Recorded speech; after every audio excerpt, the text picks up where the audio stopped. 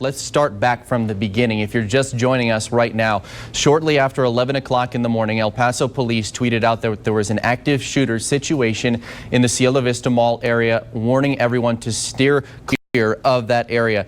We have one person in custody. We're not going to go into details. Multiple fatalities and several people that have been transported. From the moment that I've got here, I've seen a steady stream of ambulances leaving with their lights and sirens on, taking people to hospitals in the area. Mauricio, as you said, I'm standing in front of UMC, the University Medical Center, right in front of the emergency room. I'm at the intersection of Alameda and Fulton. And although I've been here about 15-20 minutes, there haven't been any ambulances that have gone into the hospital. I can tell you it is a very active situation. And now I'm going to get behind the camera, and I want you to take a look at this. We have crews on standby right outside of the emergency room, ready to go.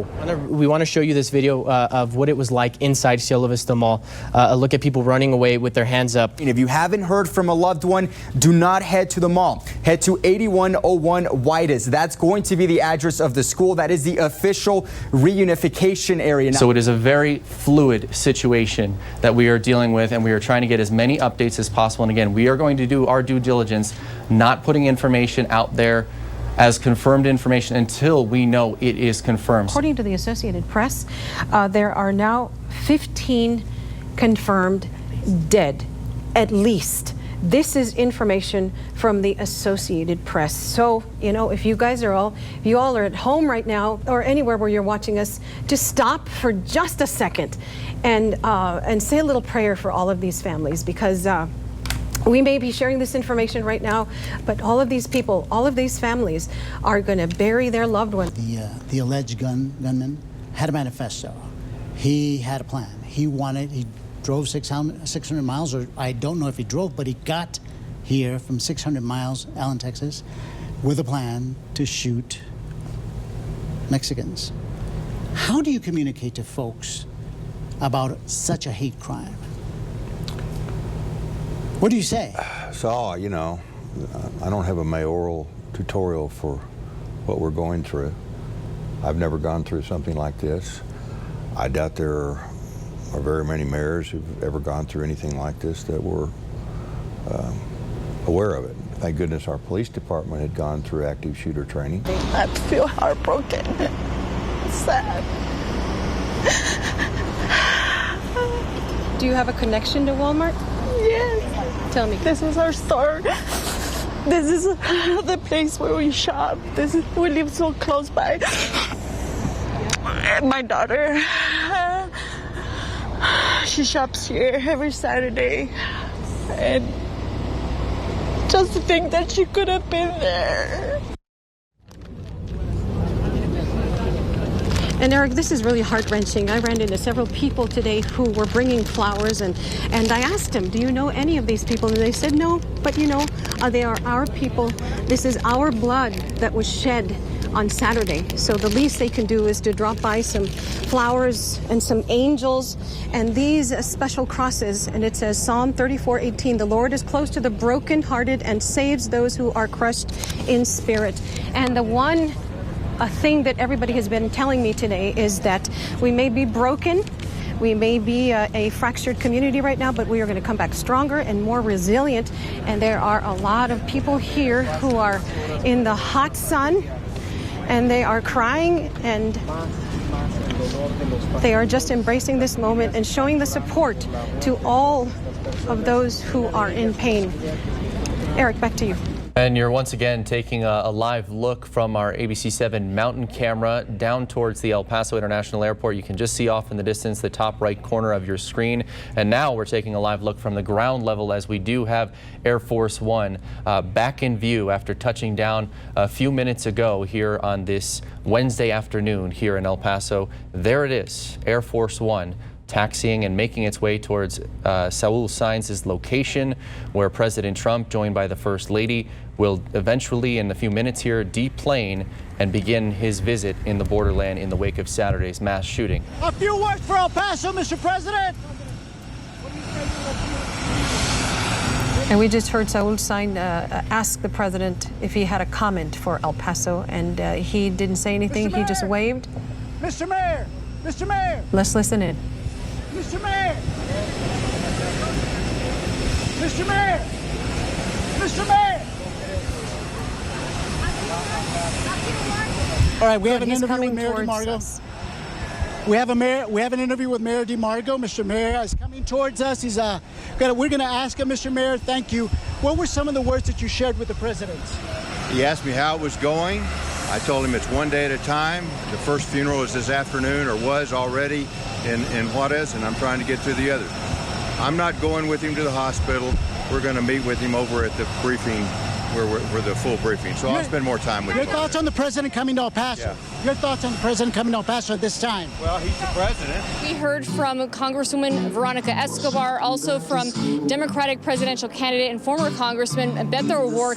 The message was very clear that they did not want Trump here in El Paso. It's been civil. There hasn't been any violence. People have been here talking about their opinions for and against, lots of back and forth. But at this point, people just waiting. Again, this is Bull and Alameda. This is the hospital where on Saturday a total of 11 people were taken from the mall area. We're also awaiting more updates on a casualty list, so hoping to get those updates. And of course, there's already been 2 visits here today, one from Senator Ted Cruz. Veronica Escobar was here earlier with another congressman from Illinois who is visiting as her guest.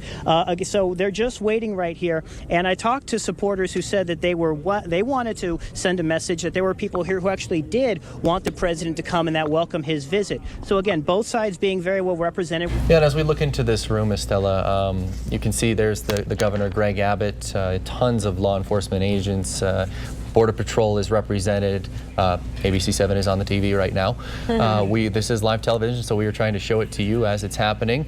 And now you can see President Trump getting a standing ovation as he walks into the room here at the El Paso 911 Center in Northeast El Paso. Live, where news comes first, from the Mesilla Valley and Las Cruces to El Paso and the borderland. This is ABC-7 at 6.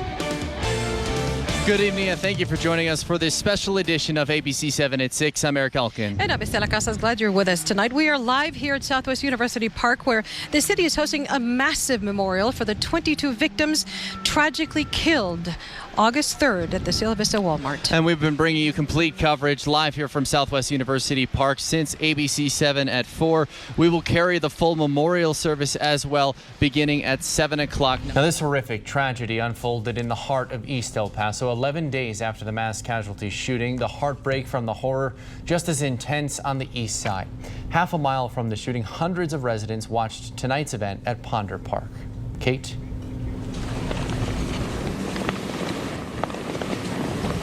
Eric Estella, 11 days after the tragic and horrific shooting that took the lives of 22 people at this Walmart, El Paso residents continue to pay their respects.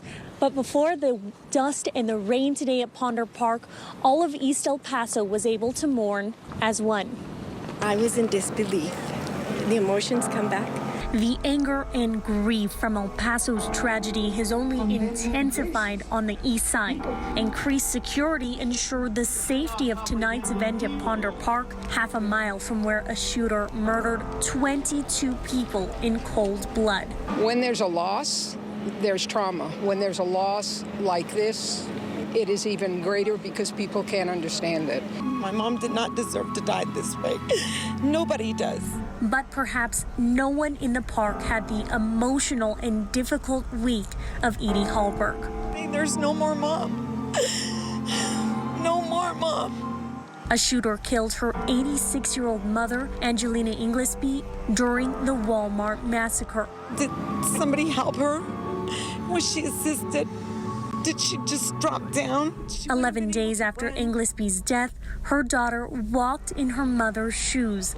Because that's what she would want. And in her heart, she found compassion for the man accused of killing 22 people, showing that the sun will continue to shine on the Sun City. I forgive this person because that's what my mom would have wanted to do. And today may have felt like the end of one chapter, but this story is certainly not over as we continue to cover the consequences of this shooting for the days, weeks, and months to come. Live in East El Paso, Kate Leary, ABC-7. An outpouring of support. El Paso is once again showing the country its kindness and how we're coming together during our darkest time. The visitation for one of the victims of the Walmart tragedy is now underway. Margie Ricard's husband, Tony Basco, invited the public because she was his only family. The response came from the community and from across the country. And now let's go to ABC-7 anchor Eric Elkin live. Eric.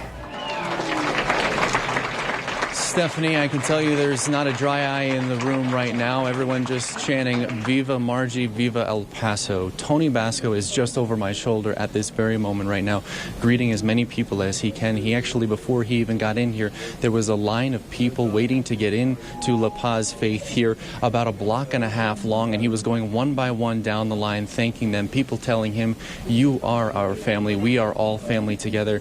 And he is now greeting other people here in the aisles as well. You can see it is at standing room only here at La Paz Faith. All the pews completely full. This comes after they had to change locations from one previously in Northeast El Paso that would only hold a couple hundred people, and now this one holds a little more than 400, and it is at capacity right now with, I can tell you, still a line a block and a half, 2 blocks out the door right now. And right now Tony Basco is getting hugs and embraces from people here in the pews, people just telling them that they love him and that he is a member of the family. And before he arrived, I spoke with Victor Perales, one of the people here in the pews, who actually just moments ago handed him a piece of paper that had his home address and home phone number on it, said, anytime you need anything, you come here or you call us. This is why he came here. I lost my son 2 years ago. And when the man said he didn't have no family, he lost his wife, he hit me right in my heart. I said, I will personally be there to see him, support him. I know what it's like to have the feeling he's going through. Me and my wife, we said, we will be there for him. How do you describe that feeling?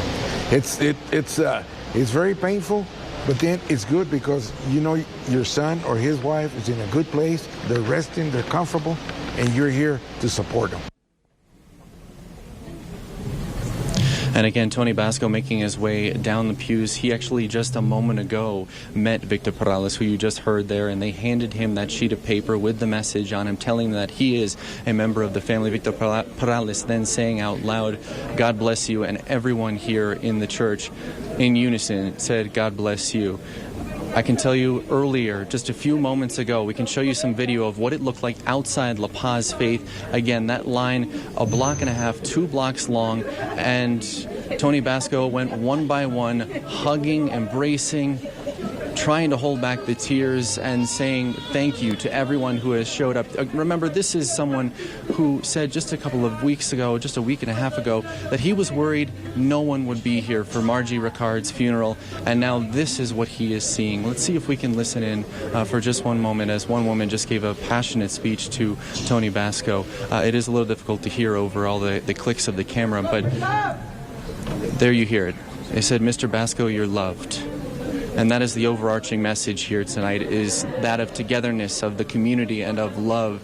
And that scene outside, I'll never forget. I can tell you that much, because it was just one by one, total strangers embracing Tony Basco in this moment where he is so fragile and just trying to process all of this. Again, he's been visiting Margie Ricard's, his wife's cross at the memorial site every single morning, bringing her new flowers, and now he has more than 1,000 flower arrangements that will be there eventually in a couple of days as well. These are just some absolutely powerful moments here inside La Paz Faith as Tony Basco makes his way closer to our camera location here at the end of the pews. He's literally been going pew by pew. I can also tell you a moment ago that a little girl, maybe age 8-9 years old, handed him a bouquet of flowers. So that's just another flower arrangement here. She handed it to him, they embraced, and it just goes to show, no matter how young, no matter how old, El Paso is one big family, and we are all here for one another, especially in times like these that we should never be dealing with in the first place. And Eric, again, these moments here, it just over the last 13 days have never ceased to amaze me how incredible El Paso is and how everyone has just stepped up and really embraced that motto of El Paso Strong. It's an incredible sight to see. I can only imagine what it's like to be there right now. Eric, thank you for being there and showing this to all of us. We've been following breaking news all day long. Customers are once again going in and out of the Cielo Vista Walmart. The day filled with emotion. The store unveiled this El Paso Strong banner before opening its doors. As you can see here, they are about to unveil it right there.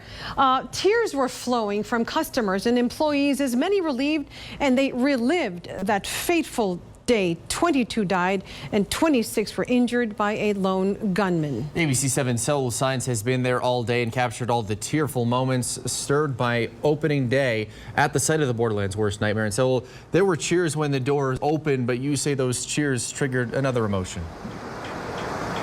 Yeah, Eric and Estela, those cheers also triggered tears. Now, Erica Contreras was inside this Walmart on August 3rd, and she made it out alive, but she tells me when she walked in, memories of that day enveloped her like a tidal wave of emotion. Here's why. I was there then, and I'll be here again because it's a store I come to. And it's the store that many came to this morning, many like Erica, waiting for the doors to open. But no sooner did the newly renovated store open that employees inside had to come out, release their emotions to counselors like this one before they could go back in. That tsunami of emotions overcame Erica when she relived the moment she was caught inside this Walmart August 3rd when a gunman opened fire. And this is Erica moments after she walks out trying to compose herself. It's okay. She strains to verbalize what she's feeling, overcome by emotion. yes, you heard screaming, you heard gunshots. That emotion you just heard was actually triggered by this. Walmart employees lining both sides of the entrance, greeting customers as they walked in. Erica equates those sounds to the loud noises she heard the day of the shooting when chaos erupted and bodies lay on the floor. A little unnerving. That's why I was kind of just trying to get my stuff and get out. But the screaming didn't help. But I understand that it's a celebration of a new beginning. And that's good because we give fear its strength by keeping fear where we're going and where we live. So I'm choosing to be strong. But as we saw with employees who had to leave, that strength also needed support. Support which comes with just a basic instinct. Thank you. You need a hug?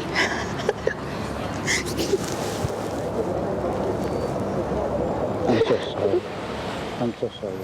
Now, there was a strong show of security out here with multiple security guards, both outside and inside the Walmart. Erica and other customers I spoke with tell me that made them at least feel a little safer. For now, we're live outside Cielo Vista Walmart. Saul Signs, ABC-7.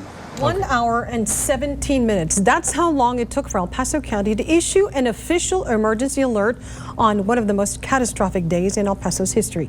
By the time that alert reached your home, your phone, or your radio, the suspected shooter had already been in police custody for 50 minutes. According to the El Paso County's Office of Emergency Management, the emergency alert system put in place to officially alert everyone worked according to plan. ABC-7's Madeline Ottley investigates how that process was put to the test. It's a story you'll see only on ABC-7.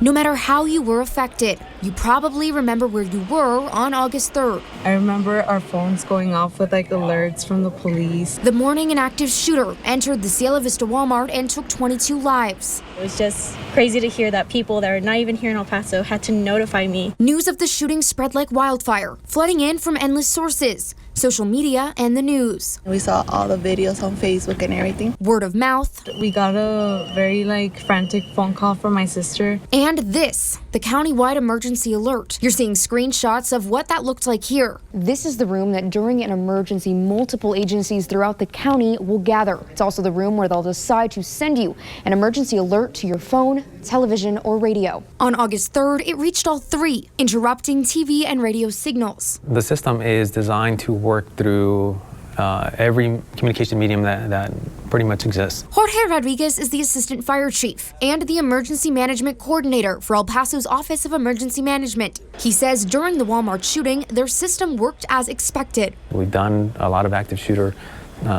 training, so it was really just putting into what we already had in practice. As that official alert hit screens, information, including panic-inducing rumors, later proved to be false, had been given a 77-minute early lead to spread. At 10:39, police say they received the first calls of shots fired. 24 minutes later, at 11:03, El Paso police post their first tweet warning of an active shooter. 3 minutes later, 11:06, that's when the FBI says the suspected shooter, Patrick Crusius, is detained. Then 11:56. After Crusius had been in custody for 50 minutes, an alert is sent from the Office of Emergency Management confirming the attack, still asking residents to seek shelter. 77 minutes after first calls of shots fired. I asked Rodriguez why it took this long to send that alert. So part of the Emergency Operations Center, it's not one that's staffed 24 hours a day, 7 days a week. It was a Saturday.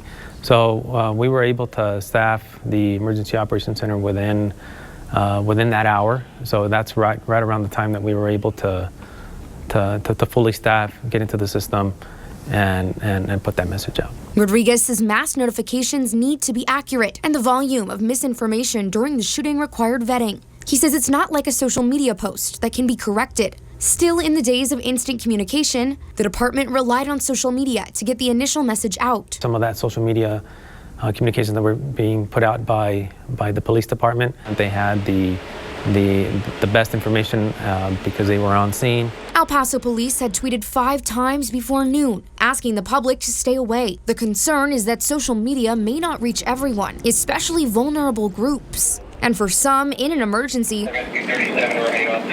no amount of information is ever enough. It's never too much. No.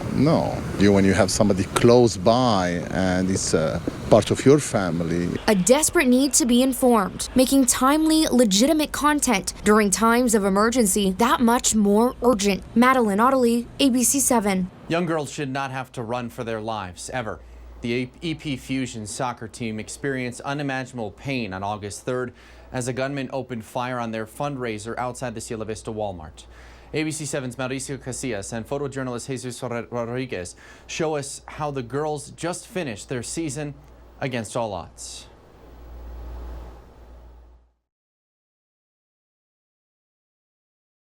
Those who perished and their families will not be forgotten. 22 columns of light, one for each person who should still be here. A sobering reminder of the suffering that struck our binational community. One of these columns is for Jorge Calvillo Garcia. He was supporting his son Luis, the coach of the EP Fusion youth team, when shots rang. I remember everything, from the moment I got shot to the moment I got to the hospital. This right here is the spot where everything changed for Luis Calvillo. He was fundraising with the EP Fusion girls soccer team. They were selling aguas frescas, and he went live on Facebook moments before the shooting took place. Say hello, girls. And I turned around and I saw him. It's, I wish I would have saw him before. That way I could have taken a different approach and maybe saved lives. And on the day the Walmart Memorial was unveiled, Calvillo and his team were focused on life. 10 Fusion players were there the day of the shooting, each of them escaping without injuries, but forever affected. Despite their coach being shot 5 times and spending more than 2 months in the hospital, the team made it all the way to the championship game. Let's go, loud. Good job. Their escape, the beautiful game. Get a player! Don't let it bounce, Karina. Drop back! Drop back! The team goes into halftime trailing by 1 goal. The girls are frustrated, but their coach knows them. Get your heads up. Get your heads up. Okay? I know you guys are nervous. He eases the tension, and soon the girls are loose and laughing. Hey, what's up, Mia? It's contagious, right? As the second half dwindles down, the Fusion have a chance. But that joy quickly turns to nerves as the game goes to penalties. This is our moment. This is where we show who we are. We already showed them. Okay? Let's go ahead and go after the championship. All right? On the last penalty kick, the team comes up just short. Great job. Great job. Hey, no, don't get your head down. Don't get your heads down. Hey, we got all the way to penalty kicks. Hey, get your heads up. Come on. Without realizing it, these girls and their love for soccer gave strength to so many. They've gone through so much, and I wish as adults we were all as resilient as they are. They fought through it. This was their therapy, and they made it this far. I couldn't be prouder of them. Jessica Garcia still spends much of her time in the hospital. Her husband, Memo, is the only victim from the shooting who remains hospitalized. He doesn't like me to leave very much, but right before I left, I said, hey, babe, I'm going to go because Karina's playing the championship game. His eyes lit up, and I said, is there anything you want me to tell her? And he threw a kiss, and I said, you want me to wish her good luck? And he said, yes. So once again, the girls wipe away their tears and begin to smile. Even though we weren't able to pull off the first place, we're always going to be first place in our hearts. This was really special to me because of what happened, we still kept playing. We weren't that type of people that would just give up and stop playing. After the game, Coach Calvillo takes a moment to reflect. You saw me. I didn't sit down for a second. Until now, I'm very tired. My leg is hurting a lot, but just seeing them fight, why would I gonna stand down when they were fighting? Also in his mind, the one fan who didn't make it. Who taught you to love the game of soccer? My dad. My dad, ever since I was a kid, he showed me the respect for the fields and the respect for the opponent and the respect for the game. Do you think he was looking down? Oh, hell yeah. Yeah. He was here. He was here. He was proud. And on his arm, a tattoo of the team's logo as inspiration. It gives me the strength to go ahead and continue with my therapies and keep fighting. I mean, it's always going to be there, you know. The bullet holes are always going to be there, the scars. So this has to be there as well. A loss has never felt so much like a win for the team that had a second chance at life. Mauricio Casillas, ABC-7.